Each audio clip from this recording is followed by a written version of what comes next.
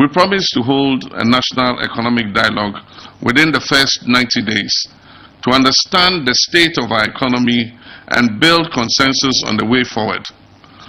On March 3rd and 4th, 2025, the government of Ghana convened the National Economic Dialogue at the Accra International Conference Center, bringing together partners including the private sector, civil society organizations, traditional authorities, and academia. The participants presented a comprehensive report with clear recommendations to restore macroeconomic stability and regain confidence in our economy. These included enhancing fiscal and monetary coordination, reviewing the foreign exchange regime, implementing major tax reforms, overhauling the public financial management system, reforming state-owned enterprises, strengthening expenditure controls, establishing a credible medium-term expenditure framework, promoting strict fiscal discipline on the part of government, and aggressively pursuing inclusive growth. The implementation of these recommendations has begun to yield results. The currency is becoming fairly stable, inflation is inching downwards, and we have reduced the excessive borrowing that had become the trademark of past governments. The report also provided valuable advice on promoting industrialized agriculture and aligning skills development with national priorities. We've taken this advice seriously, and implementation is underway, guiding our economic policy decisions.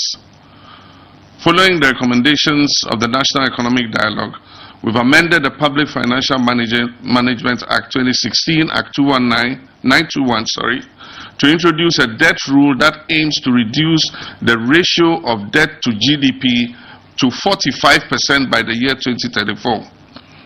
We've also established an operational rule to post an annual primary surplus of at least 1.5% of GDP on a commitment basis.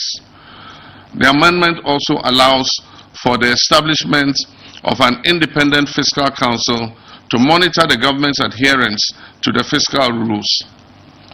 This reform was executed in April 2025 before the September 2025 deadline under the IMF-supported program.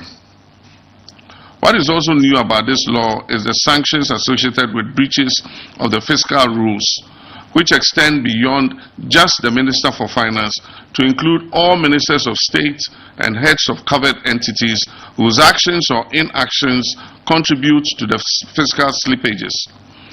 Government has commissioned the Auditor General and 2 international audit firms to audit payables and commitments to validate their legitimacy and values and provide recommendation for corrective measures. An amendment of the Public Procurement Act has also been passed, making the issuance of a commitment certificate by the Minister for Finance a prerequisite for all procurements funded by the central government. Scrapping draconian taxes to alleviate hardship and ease the high cost of doing business. I promise to scrap the e-levy, the COVID levy, the 10% levy on bet winnings, and the emissions levy within my first 90 days in office. These tax expenditure measures were central to our 2025 budget statement.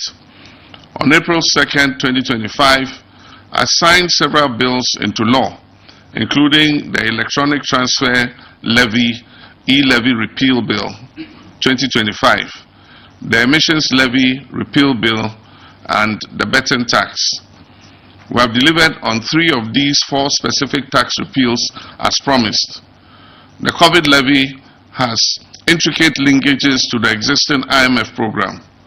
As a value-added tax, we have agreed with our multilateral partners to include it in our overall VAT rationalization exercise that is scheduled for September this year.